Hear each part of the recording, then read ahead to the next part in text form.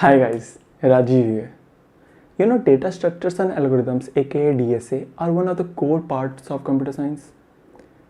Because using a good algorithm, we can make our applications run faster and efficiently. Apart from solving questions on LeetCode, we should also try to make real life projects out of it. In these series of videos, we would be understanding the working of topological sort and then develop or build a tool like Gradle, Maven, CMake using topological sort. So without any further delay, let's start. Topological sort and its applications. The prerequisites are one should have a basic knowledge of graph in computer science and should know recursion. Any programming language is fine, but we would be implementing in Python 3. So what exactly is topological sort? As per the definitions over internet, it means it is a linear ordering of vertices performed on a directed acyclic graph such that for every edge between u to v which is directed, the u should come before v in the topological ordering. The conditions for topological sort to be present is that the graph should be acyclic graph and directed, which means that each edge in the graph should be unidirectional and there should be no cycle present in the graph. So in simple terms, in topological sort, for every node, if there are parents of the node present, the parent should appear before the node itself in the final ordering. Let's see the topological sort of this graph. There could be more than one topological sort of the graph based on the starting node or the first node. Let's explore the first topological sort of this graph. Before 1, all of its parents are present. Before 2, similarly all of its parents are present before it. For 4, 7 has no parent. 3, 5 and 6. How does a topological sort works? There could be many possible ways to implement topological sort, but we would be using depth first search based algorithm. Let's understand what is DFS. DFS is a graph traversal algorithm which chooses a node as root node and then travels along a path until a node is encountered which has no child, and then it backtracks to the previous node and then go on to a different branch to explore the other unexplored nodes. For this node, these are the several DFS traversals based on the first node we choose. Let's understand the working of the DFS according to the first traversal. Firstly, we make a visited list to mark whether a node is visited or not. We would be going in the reverse order of the nodes present. Firstly, we would go from 7, then to 6, then to 5 and so on. Let's first go to 7, mark it as visited and then go to its child 4. Mark 4 as visited and then go to its child 2. Mark 2 as visited and then go to its child 1. 1 has no more child left, so we then move to the next unexplored node which is 6. We mark 6 as visited, then we go to its child 5, mark 5 as visited, then we move on to its child 3. 3 has all its child visited, so we backtrack to 5. 5 has its both child 3 and 4 visited, so we backtrack to 6 and then the DFS is performed. Let's understand how we would be implementing DFS in Python 3. For that, we represent graph in form of dictionary. Each key in the dictionary means the node which holds a list of its children. For example, 1 has no child, so empty. 2 has a child 1. 3 and 4 has a child 2. 5 has 3 children 3, 4 and 2. 6 has a child 5 and 7 has a child 4. Now moving on to code. We first make a function which accepts graph, visited and current node as 3 parameters. We mark the current node as visited, then print it. Then we iterate over all the children of the current node, and if the children is visited, we recursively call the same function again to perform DFS on now the child. We make another function DFS which accepts graph as a parameter.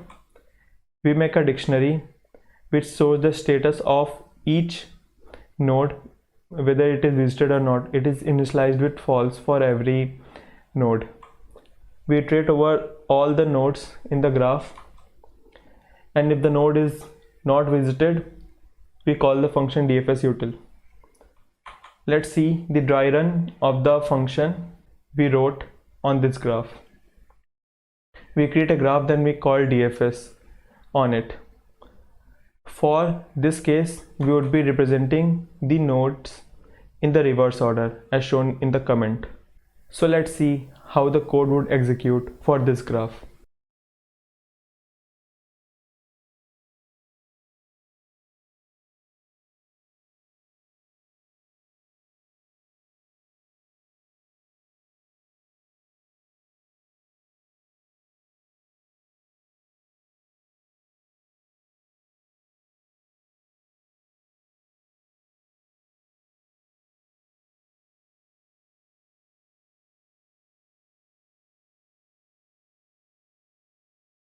Similarly, all other nodes are now visited, so our DFS ends. Let's see the demo. For the demo, we have created two graphs. The graph 1 is the one which we have been using all along the video. Graph 2 has a slight change. The nodes between 2 and 4, 4 and 7 are reversed from graph 1 to form graph 2. This is the code of DFS that we analyzed in the video. I have added a functionality which reverses the order of iteration of the nodes in which we access it. If we pass reverse equals true, we access the nodes in the reverse order. These are both the representation of graph which we saw, the graph 1 and 2.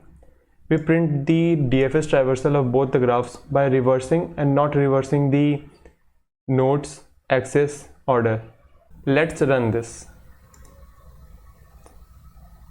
We can see the DFS traversal of the graph 1 and 2.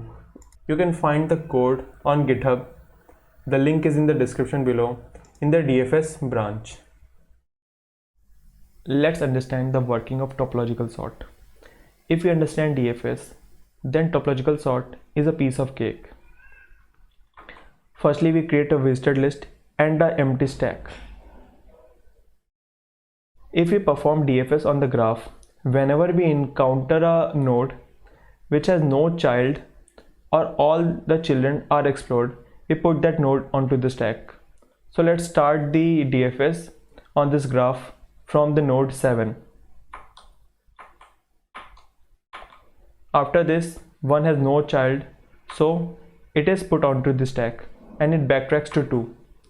2 also has one child which is explored, so it is also put onto the stack. Similarly 4 and 7. Then we move on to the next unexplored node which is 6. Then we perform the DFS from that and it goes till 3. 3 has all its child explored, so it is put onto the stack. Then backtrack to 5. 5 is then pushed to the stack because both its children 3 and 4 are explored. Similarly for 6. Finally, we pop from the top of the stack and then the order is the topological order.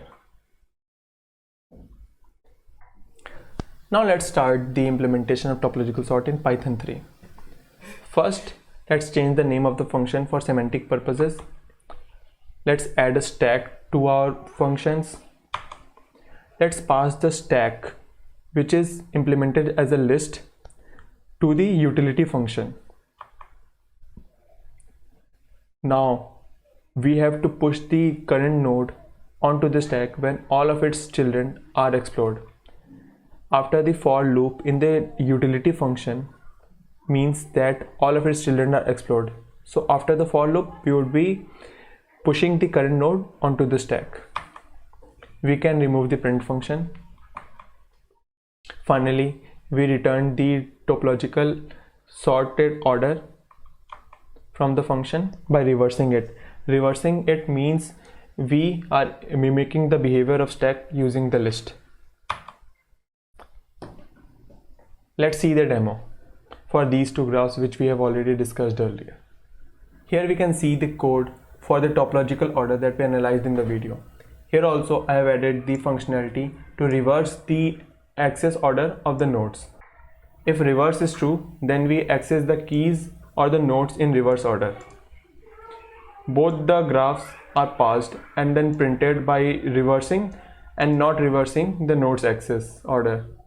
Let's run it. After running it, we can see the topological order of both graph 1 and 2 when the nodes access are reversed and not reversed. You can verify it on your own. You can find the link to the code in the description below as a GitHub link. The code is present in the topological sort branch. Let's see the applications of topological sort. First one is job scheduling. If there are various jobs which are interdependent on each other, how to execute the job so that all the dependencies of a particular job is met before the execution of that. Similarly, for project management, in a big project there are various dependencies for a particular task to be performed. The dependencies should have been met before the execution of a particular task. Similarly, for serialization of data, and then also resolving dependencies while installing a package, just like we install pip package, or in Linux we use sudo apt-get command. Finally is build systems. Build systems means if we have dependencies of other libraries for the compilation of the code which we wrote, we have to compile the dependent libraries before the execution of our code. It can become complex in the big project, so we need a better build systems which handles this on its own. So in the further videos we would be implementing a build system using the topological sort. If you understand the topological sort, then the build systems is easy to understand. Although we would not be making a build system as complicated as CMake because it has evolved over various iterations with world-class developers. We would be making a simple build system or build tool using Python. Now next, we would be implementing a build tool using Python based on topological sort which we just learned. So I will see you in the next video. Thank you.